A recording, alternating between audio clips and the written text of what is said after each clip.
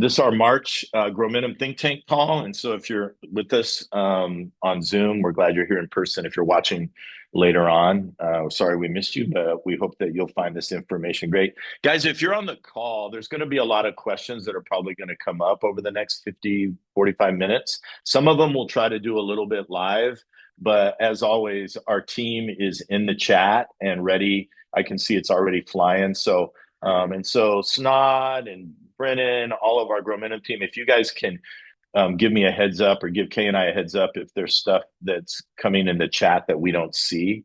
And when we get to moments where we can interrupt and kind of throw some questions at either Kay or Kenny when we introduce Kenny. Right now, we're not allowing Kenny to unmute. And so we're going to keep Kenny muted for now just to protect us all. And then we'll do that.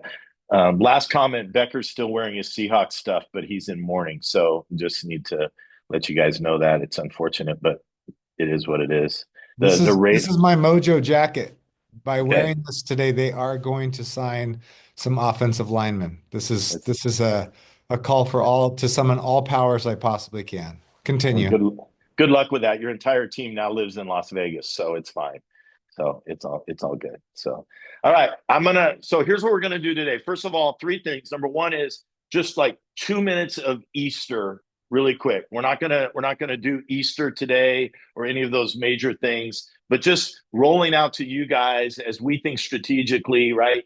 That we are in that window of thinking about what is our plan. And so if you guys are in that window, run the play as far as how you're rolling Easter out from a perspective of how are we moving people, exposure, endearment, engagement, as we've talked about that here at Grow Minimum on our calls. One of the things that's really important that we would encourage you before we hard pivot off Easter is just the idea of you do need to make sure that your team or you, if you are the team, that you're with right now, you're within about a 6 week window. And so, Easter needs to be more than just posting.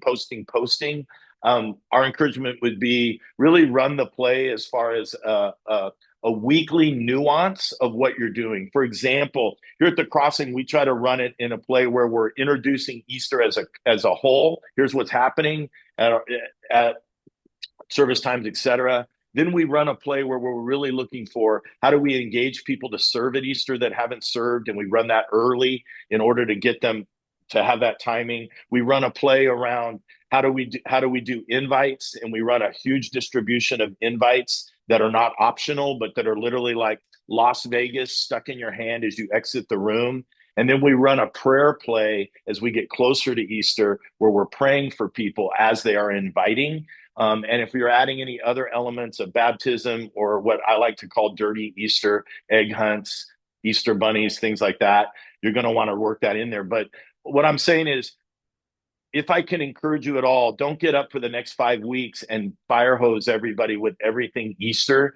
Sit down with your team or sit down yourself and have a strategic plan of Easter's happening. What are we strategically rolling out, both on social and in person, over the next 5 weeks that actually ramps up to it actually happening? And then the last thing I'll say, and then I'm going to throw it to Kay, is if you haven't sat down with who's ever running your connection play post Easter, do it now. Like, what is the plan? What is the unique plan to both capture, identify, and actually follow up on people? If some of you guys were on the call in December, Kay did a great job of talking about the difference between Christmas and Easter. Some of you remember that. And the differences were Christmas is way more traditional. When I get a chance, I'll drop a screenshot of the slide in the chat. Easter is way more, Christmas is way more traditional. Easter is way more spiritual or Christ based. In other words, it doesn't mean people are coming to church, but there's probably some connection to the spiritual part in the sense of, there it is. Kay just dropped it into the chat. And so just think about that both as you're formulating your service, your marketing, and your post Easter follow up. The people that are showing up at Easter are not just coming with grandma to light a candle as they would at Christmas. There's probably a little bit more intentionality around them being there and around the renewal message of Easter. And so that may play into some of your strategic things that you do. Kay, do you want to say anything more about that before I throw it to you for the survey thing? Yeah, You guys will see it there in the graph, but like Christmas usually attracts more unchurched people. Easter attracts more dechurched people. You know, people are looking for renewal and hope and re-engagement at Easter time because it's not the unchurched person that says, "I never heard about church. I'm going to check out Easter when we talk about blood and resurrection." Usually, it's people who are exposed to church in some kind of way and re-engaging. So that should actually affect our strategy and our follow-up and stuff. So all that's to say, like, yeah, think about that perspective once again. We talked about it at Christmas time. Use this as an opportunity to look at the Easter too. Yeah. So again, we just want to take that's good 5 minutes just right there to go. Here's some quick thoughts.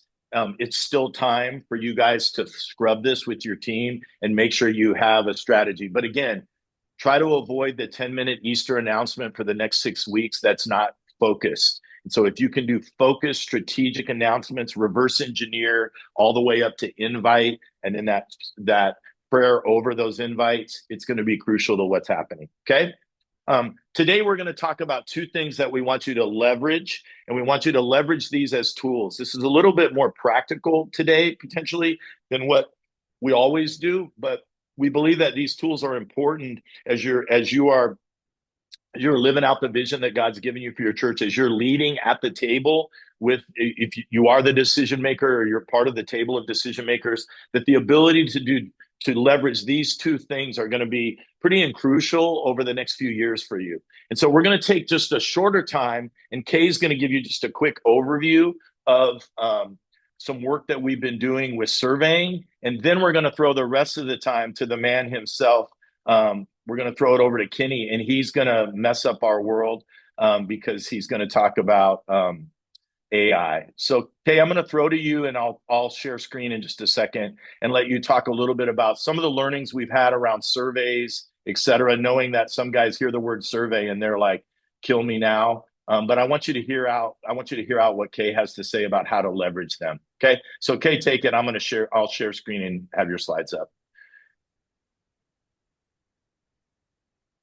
There you go. 5, 10 minutes about this topic about surveys.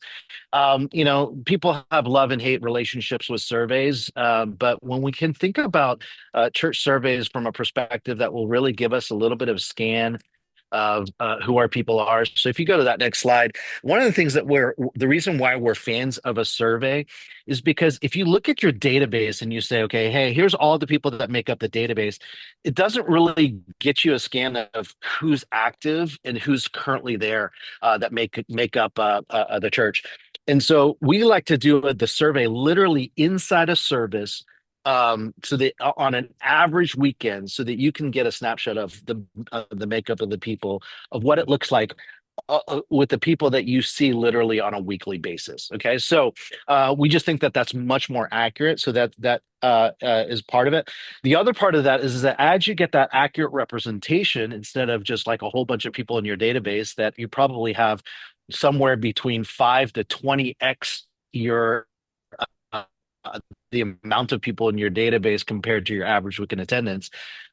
This is actually, once again, your accurate representation, but what's their relationship with your engagement? And we can do pivot tables, cross, all that type of stuff. So it's pretty cool to be able to. So we're going to give you, even in the follow-up, a playbook on how to do this yourselves. This is not something that we do for you or we charge to do it. Like, this is, we just recommend that you would do it because we think that there will be tons of value for you to be able to do it. So the next slide basically talks about a little bit about some important tips on that. So Lee, go to the next one there.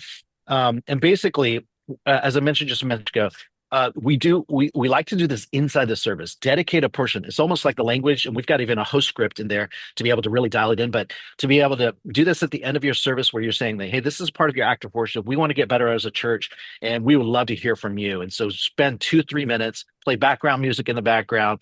And what you'll find is you'll get about 70 to 80% participation because you're doing it literally in the service. And whenever you see survey data, from any organization, they are like, if you say you got 20% participation, that sample size is a significant sample size that you can trust.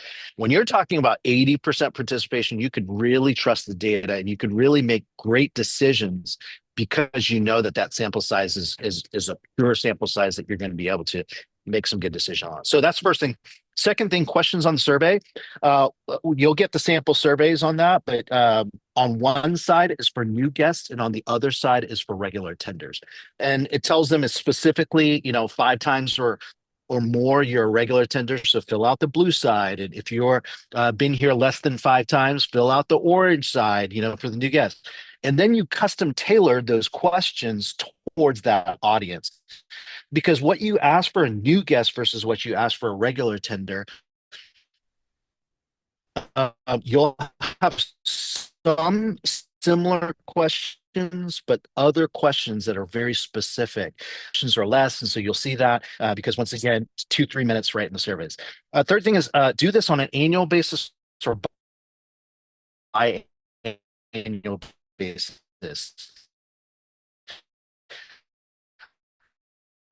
Um, because then you can literally do it normal weekend, new part. Then you want them to evaluate what a normal Sunday looks like, but also do this over, an annual basis so that way you can really see the benchmarks of trends over time.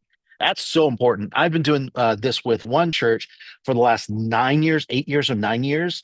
And it is so fascinating, which there was a pastoral transition in there. And so that was, so in some sense, you actually want to do this to be able to put a point in time that you can compare things to, even as you navigate change, affect strategy, go to multi-site, do this, then that, and say, wait, what were we like before? And did that affect that? So that's another. And the last thing that I would say is this is such a basic thing, but you're yeah, cutting out just a little bit. So just lean in. You're good. sorry. But no, you're good. Keep going. Got it. Okay. Yep. All right. And then the last thing is it's such a minutia detail, I'm sure, but at the same time, physical surveys literally that you print out. We've actually given you all the source files, the InDesign files, and everything, so you can do this and just change the questions. But physical surveys, you will get much more adoption. Now, there's ways to be able to really drive it digitally, but it is just an excuse when they pull out their phone. Like there's a social pressure that happens when everybody's filling out a survey. And so, that's what we would recommend, and we'll get the best ratios. All right, last slide, I think. This is the sample survey. So once again, you will get this. Now, this is what I'll say. 90% of the survey actually comes from Deep and Wide, Andy Stanley, North Point, that was been doing this for years. The guy that created it for them was the guy named Brian Casanova. He was actually a customer service guru that worked with Ritz Carlton. I got to meet him and create some dialed in surveys, and even actually, dialed in this one a little bit with him too. And he won an award with Ritz Carlton because of the survey stuff that he did with them. So all that to say, this is not just random survey questions. These have all been vetted through even that individual.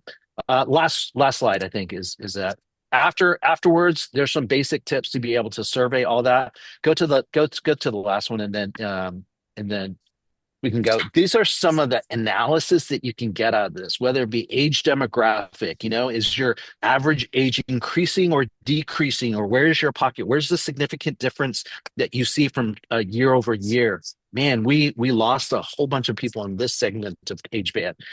The unchurched question is a fascinating one because we can see your regular attenders, people who've been here less than 1 year, your new guests. Are we increasing in unchurched people or decreasing in that? Do we care?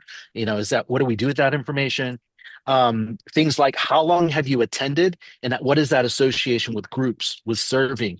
And that's a fascinating data point because what we find is that it's like some churches, man, as soon as you can get them engaged in a group, they stick longer because of it, and so anyway, you can extrapolate a lot of different things. And then that's one thing about the recommendation. You can create a net promoter score out of the recommending to a friend. So all I say, there's a lot of information, but more than anything, you will get the full playbook on this, on how to do this at your church. If you want to reach out, and we can walk you through it too. For that's just something that we'll do. 30 minutes, get on a call if you want, if you're interested in something like that. But all that to say, this should inform our decision making to be able to know whether our strategies are working or to implement new strategies to be able to go forward. So we just wanted to share a little bit of that.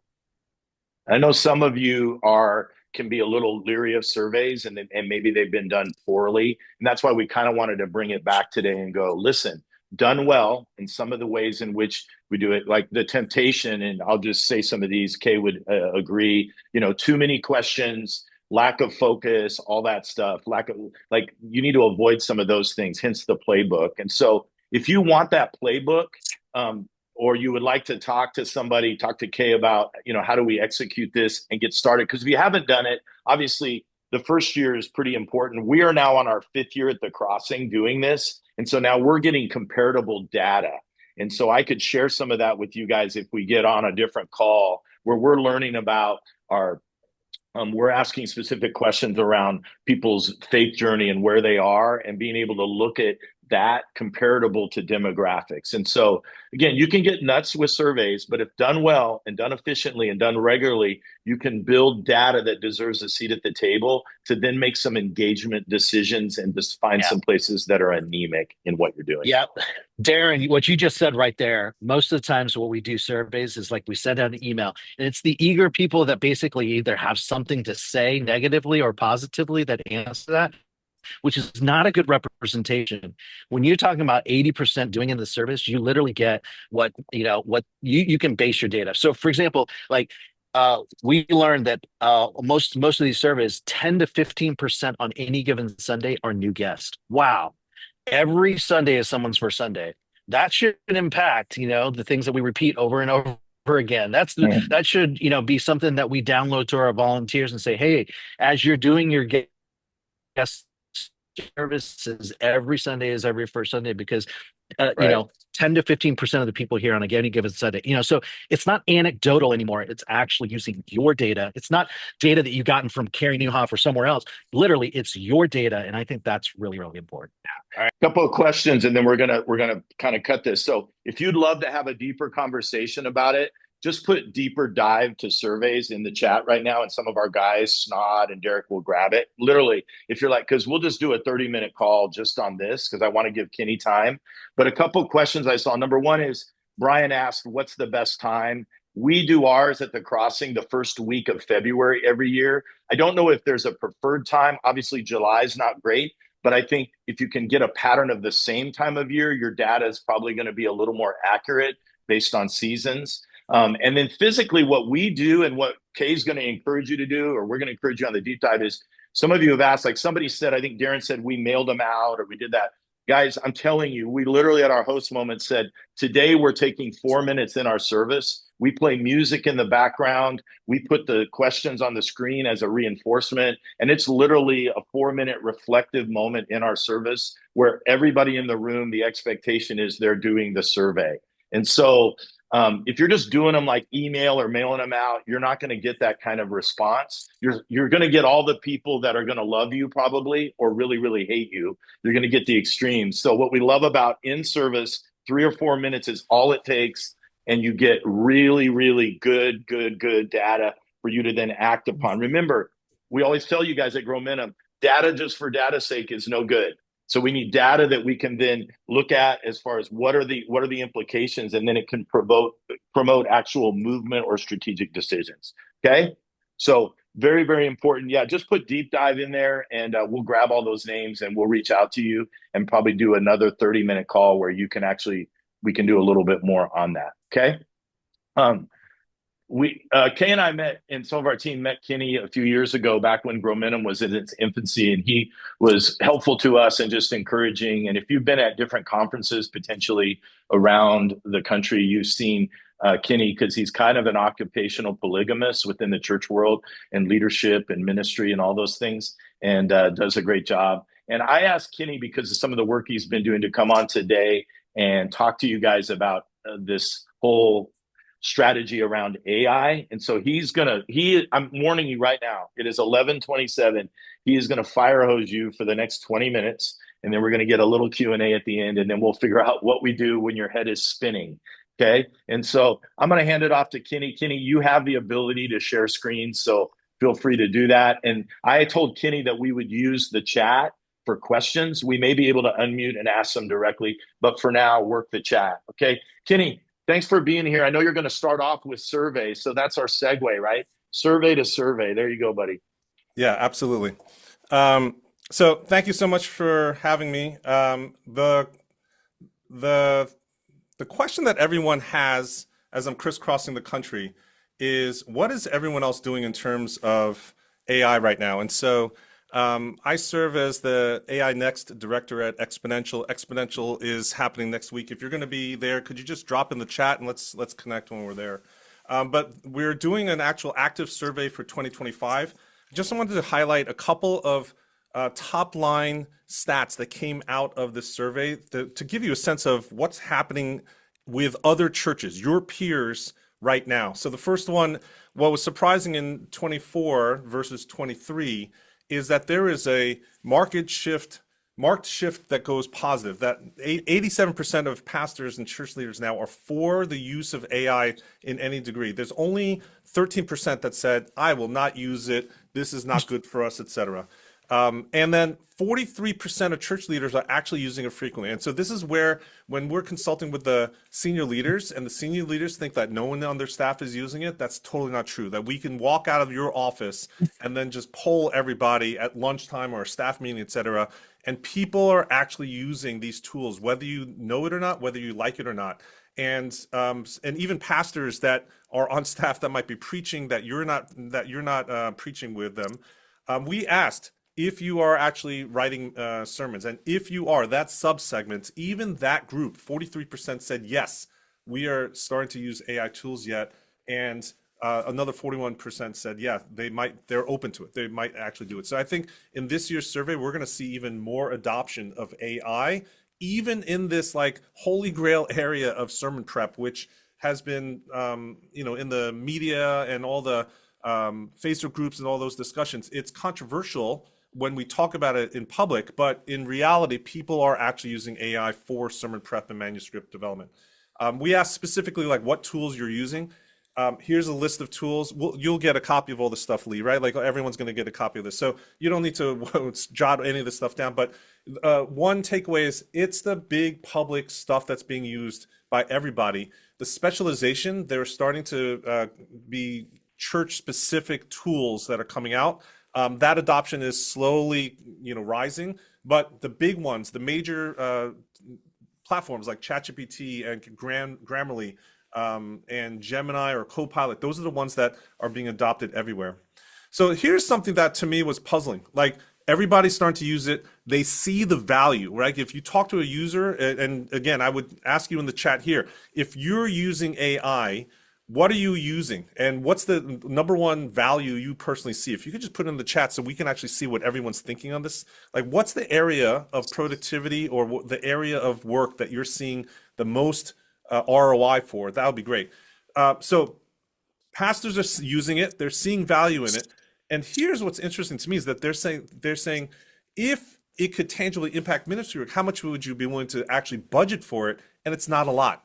Right. So this is just one of the things that's puzzling to me, that there's this gap of understanding that, we can actually turbocharge our productivity and impact, and yet we're not really willing to invest in it yet, which is it's like puzzling to me. And I think me as an advocate for the discerned good use of AI in churches, I think we have to change that conversation and start to influence church budgets and training and development, et cetera.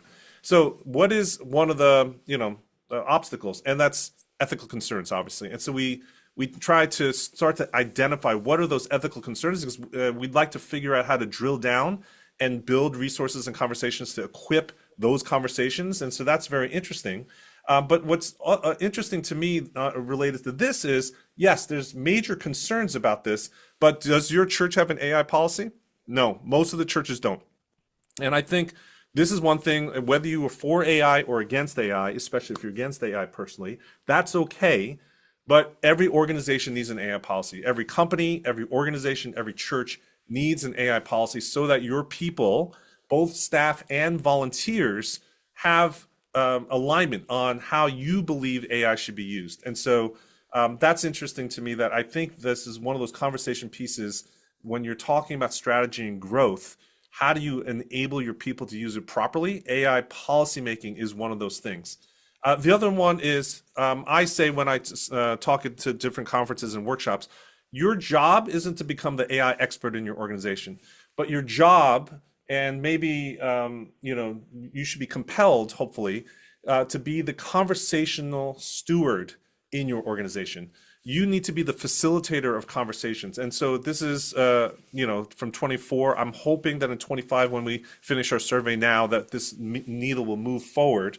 But the majority of organizations haven't even had a staff meeting about AI. So I would say, hey, have a lunch and learn.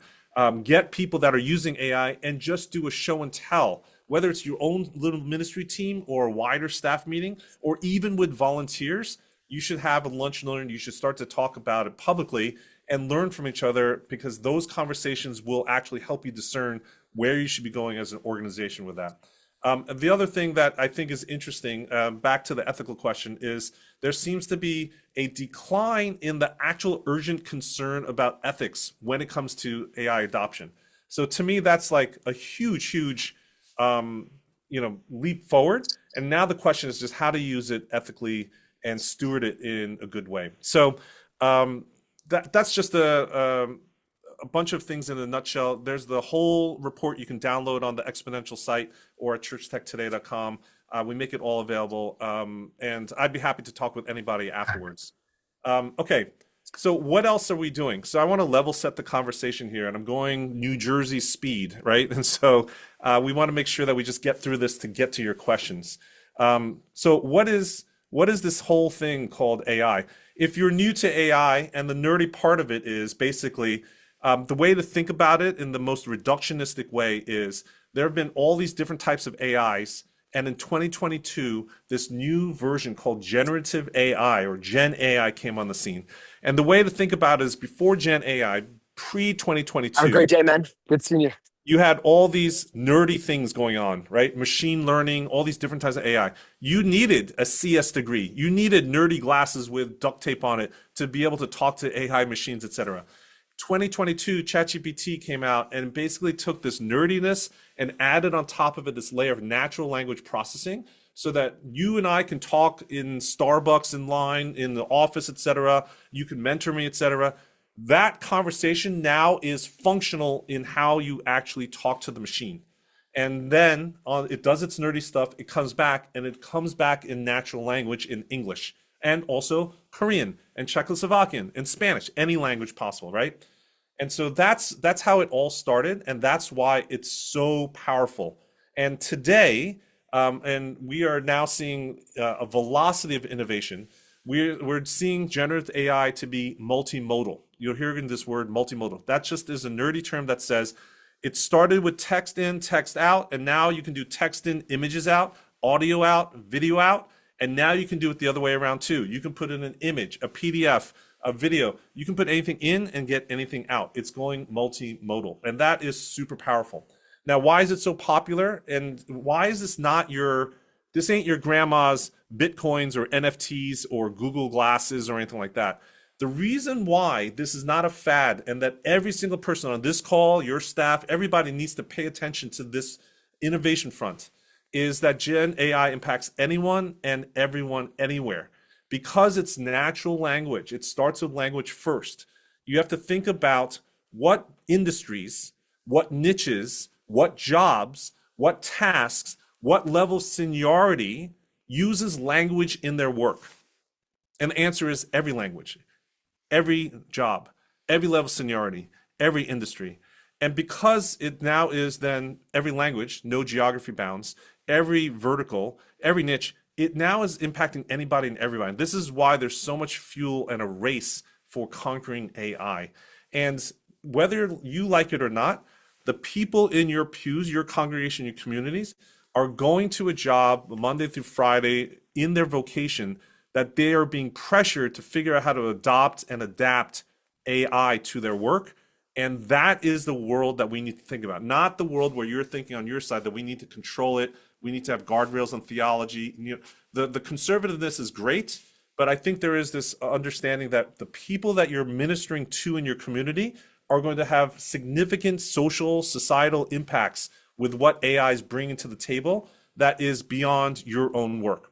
Okay, so what is it good for? What is it not good for? There are a couple of categories that I think, and again, I'm just going to run through this. First one is because it starts with language, anything that's related to communications.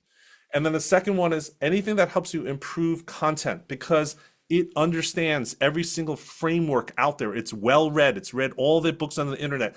It understands logic and best practices better than you. So using it as a coach to improve your content is a superpower. Research is coming of age right now. You have advanced, deep research functionality coming out from ChatGPT, Perplexity, these tools. And so it is at the level of a PhD student now. And this is someone that you can have on your side. And related to that is anything that has to do with analytics and structure and organizing. AI is good at taking unstructured data and putting order around that. And so these are the categories of work that we first start with when we audit your workflows and all the things that's happening in your organization or your own desk. Those are the places where like, oh, that's the low-hanging fruit that we can start to identify what are the routine jobs in those 4 categories of communications or content publishing or research or analysis, right? And so that's where we start. Now, I want to leapfrog a little bit to another concept. There's a lot of hesitation, both on maybe your side, your staff, your congregation. And I think it is largely because of this underlying thing. When you go like the Toyota 5 Whys, why do you feel this way? Why? At the end of the day, we had social media that drove FOMO, right? Everyone knows what FOMO is. AI is now being driven to a fear of looming obsolescence. FOLO is the keyword of the day on Sesame Street. And so I think we need to think about on our side, how do we puncture that fear? And then how do we take AI and not treat it as just a binary decision, whether it's a 0 or 1, whether we accept it and not, and that there's no other options. There's something in the middle ground that actually is useful for your people that you're ministering to, but also yourself. And so one of the most helpful ways to think about this is in frameworks. And I like this guy, Kevin Roose. He's a New York Times columnist. He's written this book called Future Proof. It's a pretty quick read. And it talks about the future in general, but there is some really important things and concepts that he talks about that I think is applicable here and directly explicitly talks about AI. And in this book, he talks about 3 types of work that he believes categorically are safe from AI. And as a church leader, I think this is very helpful. So one, he says, is anything that's surprising. This is the type of stuff that AI can't do. Things that are irregular, chaotic, physical, in-person. Basically, AI is based on algorithms, right? Code.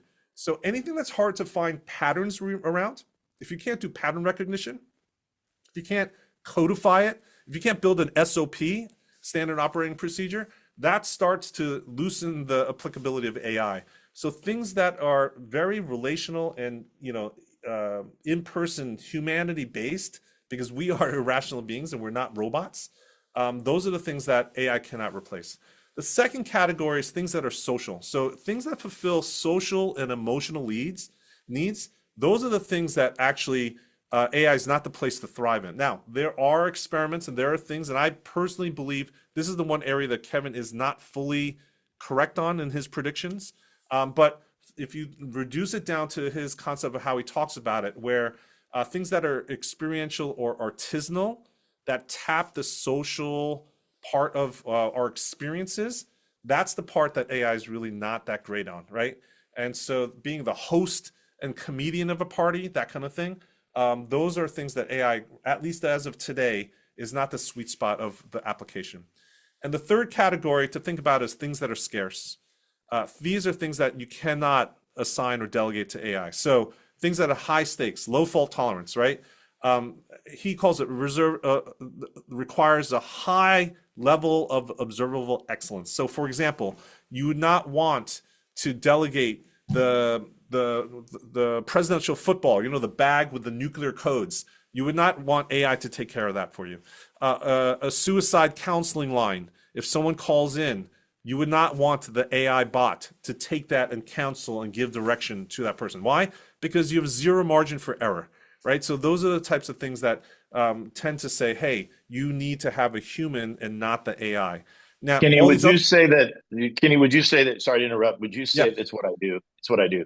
Would you say that as you're listing off these 3 S's, which of course anyone on the call that knows me knows that I love the S's, but I'm assuming that this translates directly when we're talking about engaging people, discipleship, ministry, and all of that, right? These three things, is that what you're suggesting? Well, I Or think he's it's suggesting? Yeah, I think it's different for every single church and every single leader. This is why you need to have conversations. So discipleship, traditionally, apostolistically, is a very personal, one-to-one relational activity for many people. But there are many tools, like Tapos.app is a great one, where Okay, talk about that. I you're want some of these guys to hear these tools. So talk about it a little Yeah, bit. so you're starting to see tools that can ingest all of your sermons, right? And so I just did a video where your sermons are basically lost. If you've been in ministry and your church has a sermon archive of the last 10 years, last 20 years, last 30 years, all those sermons, are they actively being used properly? Most sermons are preached and then filed away. They're available on your website, but honestly, what is the traffic and usage of those things?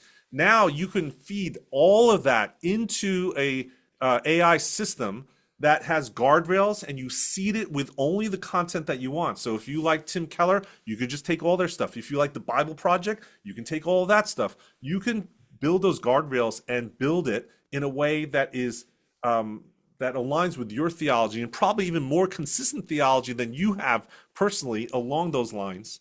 Extract all that and then use it as a chatbot to give to your leaders, to your small group leaders, to somebody who has questions about big life questions. There's all these things that you can start to do. Build a discipleship plan. So these tools are coming of age right now as we speak. Our senior guy here, Kenny, he dumped all of his messages for 20 years, Yes. as you just said.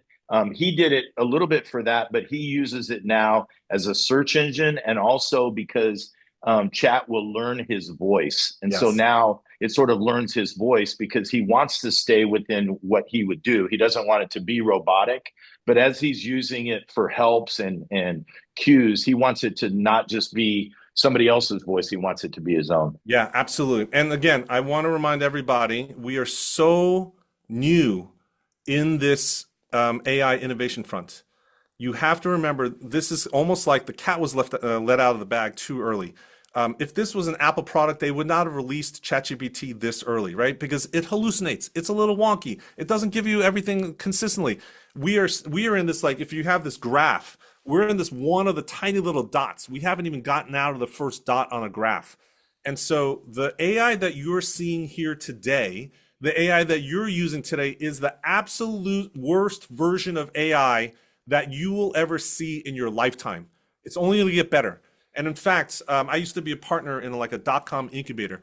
We used to talk about innovation, how quickly technology was going in dog years, that in a single year, you would have 7 iterations of leapfrogs of technology. We are faster than that now.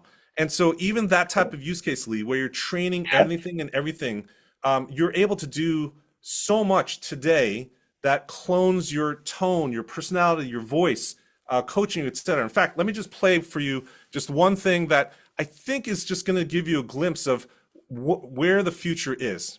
Okay, so All right. So he's freaking us out now, thank guys. you to Lee, and thank you to Kay for having me on. Love what Gromentum is doing. They asked me to come on and share about AI, how it's impacting ministry, what's happening across the landscape, and I want this to be the most valuable time that you have on the calendar this entire week.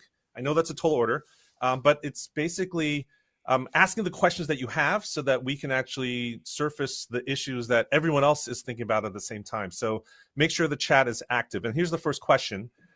What is the last AI tool that you used? Is it ChatGPT? Is it Claude? Is it Midjourney? Is it some other newfangled thing? How are you using it? What is the tool that you used last? Could you just put that in the chat and then we'll get started? Okay, so just to give you a sense, yep. I did not write that script, and that video is not me. And that was written. So there's. How do we know this is you talking right now, Kenny? Kay says this may not be you.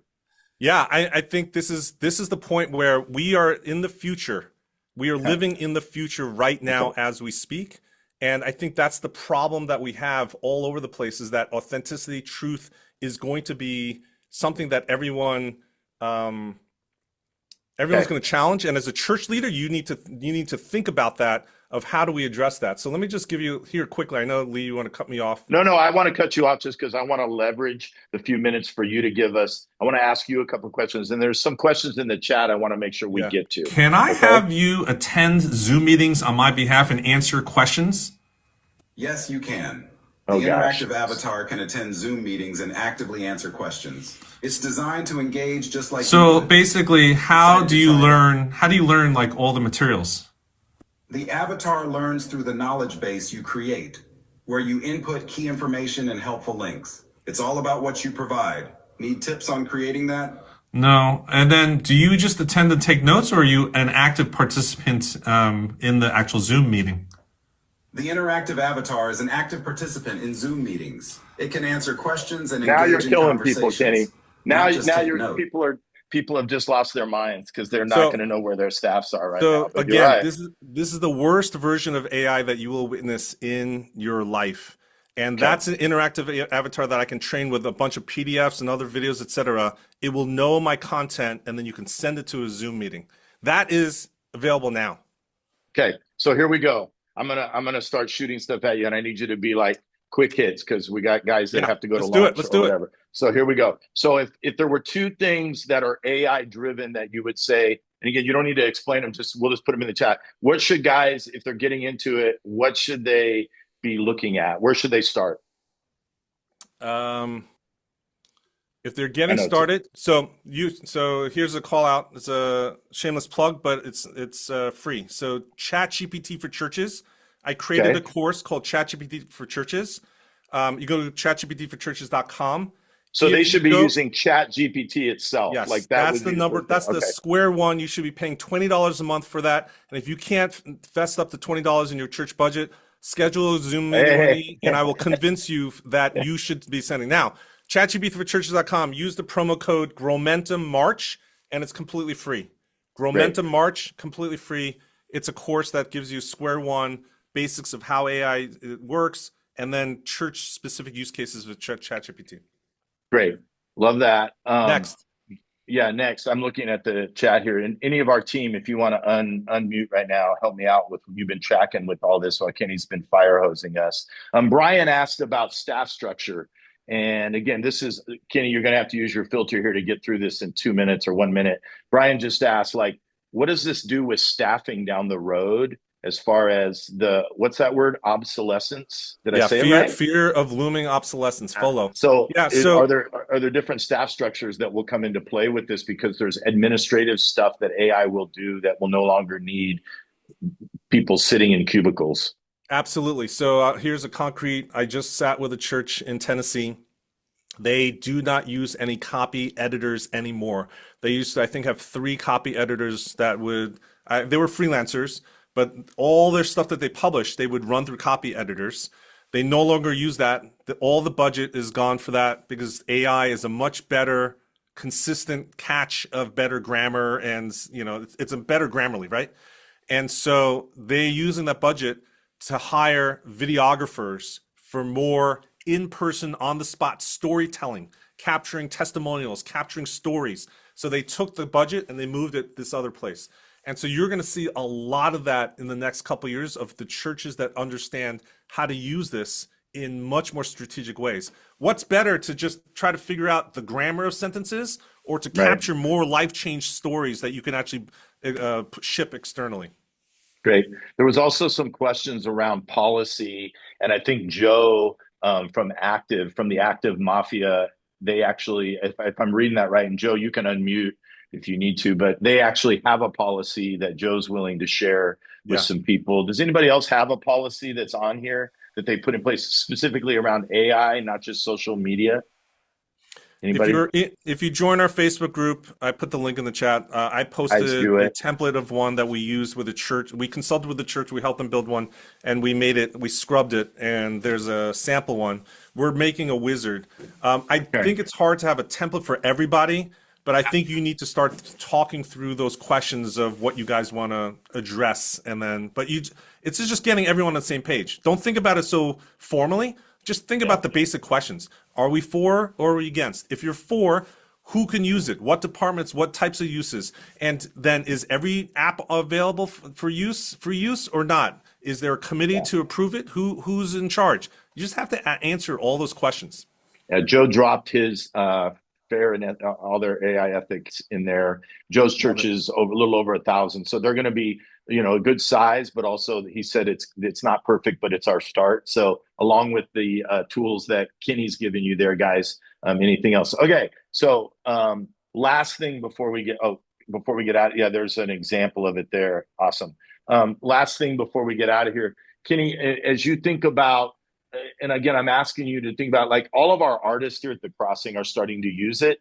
Part of where they've kind of drawn the line is they need to create the ideas, and then they use the AI features, whether it be in video, et cetera, to kind of enhance and kind of elevate the ideas. Our video team's using it. Some of our musicians are using it. All those sorts of things. Is that also a place that you believe guys on this call can encourage their teams to be a part of? Yeah, I think. Or is it dangerous? No, well, it's dangerous if it's done individually, in hiding. If you're talking about it, sharing notes, and seeing how people react to that stuff, that's where I think the magic can happen for creativity. So you need to do it in community. Community is the best part about it, and I guarantee you that people are already using it, whether you like it or not. People are already using it, and so you just need to tap into it and figure out how to harness it for good. Yep. I have an interesting story, and I'll maybe close with this. And some of you guys, it's going to be both a good thing and a bad thing when you hear it. For years and years and years at the Crossing, we had a gal, a high capacity volunteer, fantastic, great heart. She was doing sermon-based small group questions for any groups who were doing that. Not all of our groups do. And I mean, this was an older lady, great lady, and she did it for probably 10 years, and she really loved it. And you know where this story's going. And she would do a summary of the message and write questions we would send out to group leaders. And unfortunately, once we got into the last 9 or 12 months, we just recognized the ROI and the content was able to be created in such a short amount of time. So we had to eventually sit down with her, and she took it very well. And she's still here. No one lost their mind, but it was a very difficult, thought to have. The conversation was actually easier than considering it's time to have the conversation, because the AI's ability to actually efficiently do that work and to pump it out. I think Darren's talking about that too up in Seattle. But it's just, again, it's not that we're trying to take volunteers' roles. It's just at some point, unfortunately, there is a return on investment there that you're going to have to wrestle with. So some of you are thinking, shame on you, Lee. That's okay. I'll get over it. But the reality is that those are the type of things that either sooner or later you guys are going to have to deal with. All right. So last thing, if you are wanting to deep dive into AI, we've already had, Case put it in there. So if you can indicate in the chat before you hop off in the next 2 minutes, hey, I'd like to have a deep dive. If you're watching this after the fact, reply to the email, and we will get you in a group where we will deep dive a little bit more on that. I know Kenny's put in there a bunch of, there's a Facebook group, there's some resources that he's using there, but just to connect the dots of what Kay had presented. If you're doing surveys, you are going to want to use AI to figure out how to actually analyze the data, to give you insights on data, and to even ask for follow-up questions or how to go deeper, how to segment your surveys and then follow up with segments. So if you have 1,000 people that took it, you can go back to 200 of them and ask them 1 or 2 questions. And so what are those 1 or 2 questions? Because it's very precious every time you ask. And so all the stuff that Kay's talking about, you can use AI to actually figure out how to help you become even smarter with that data after you get it. And then what do you do even next as the next step? Kay, I know you're going to do this in the deep dive, but unmute for a second, and in 30 seconds, explain what you've been doing with attendance data in the last couple months. Yeah, I mean, to be able to put, let's say, for example, all of your attendance trends and your attendance data in there, and then for it to be able to analyze, Like one of the things is like, what do you think how many services should you have for Easter? How many services should you have for Christmas? It's always a common question. Well, it depends on, what your attendance is leading into it afterwards. And so you can ask it all those type of questions, see trends. Man, it's How been far back amazing. did you go, Kay? And I know we have to jump off. How far back did you go? As much as, now if there's like let's say, for example, transition, leadership transition, those sort of COVID, things to be COVID. considered. COVID, Yeah. is also another one. But whatever would make sense in your season. Here, so Uh, we got 2 minutes left. I'm gonna take up 30 seconds. Here's one thing that you should get Kay and Lee to work with you guys, and we've done this with churches. Put all of your giving data, anonymize it, but put all your giving data for last year into a spreadsheet. Use ChatGPT to analyze it, what the average giving unit is per person, right? Then look at the last quarter of data and figure out the same thing, and then ask it, identify the people whose giving has dropped more than X percentage, 40%, 50%. If someone's been giving, and another one is figure out who are regular givers. And so for church, we did someone who gave, I think it was 15 times or more in a year as a regular giver. And so of those regular givers, whose giving has dropped in the last quarter by 40 or 50%. Why did they drop? Either you preached the sermon that pissed them off, right? Or more likely, there's some ministry opportunity happening. Death, job, conflict, something's going on in their life. Then you can figure out now surgically, are they in a life group? Are they on a volunteer team? Who's the relationship closest to them? And then they can start to check in. Now, the XP just wants the money back and figure out how to get them to give again. But the real opportunity for us is to be the church where we're supposed to be. And this is, can you do it manually? Yes. Do people do it? No. Should every giving platform have it? Yes. Do they have it? No. But AI tools can allow you to do this and be the church. That one little exercise is like a magic trick that's going to help you figure out how to be the church when the people need it. And that's what we're all called to do. Dang. All right. Yeah, exactly. Yes. So great. I love about what he just said is the analysis, of course, and how you have, but then the human touch, it kind of sums up this call, because at the end of the day, the ministry and the human touch, as we move people towards life on mission, being a church on mission, it can't be eliminated. AI can't do that, but it can start to point you in the right direction. Kenny, thank you, brother. Seriously, thank you for coming on and downloading all of this and Kay's work with Survey. So we're not going to shut the chat off just yet, but we're going to send out this recording and you guys can follow up with that and do all of that. And Kenny, again, thank you so much. And guys, I'm going to close this with prayer. If you have to jump off in the middle of prayer, shame on you, but I'm going to close this with prayer only because I think we actually have a call right before Easter that's coming up. So there will be one more call pre-Easter, like the first or second week in April. But I want to pray for you guys as you prep your Easter and as you get into your weekend. Okay. God, thank you for these guys and gals, these leaders, executive leaders. They're at the table. They've got a calling. They've got a conviction. Thank you for the work that Kenny's doing and his partnership with us at Grominum, and just, God, that we are all, ultimately, we want to see your kingdom grow, and we want to see our churches be as effective, whether they're in South Dakota or Folsom or San Diego or Seattle, wherever they are, God. Just help us to be effective, God, and use these tools in a way that would honor you and steward them well. God, be with the rest of this week, our weekends, as we begin to call our people and challenge them towards Easter and the effectiveness that that message can bring to people's lives and to our churches. And God, we're so grateful. We ask it in your name. Amen. Yeah. Thanks, Thank guys. you for having me, Lee. Love the stuff that you guys are doing. Thank you so much, buddy. Appreciate it so much.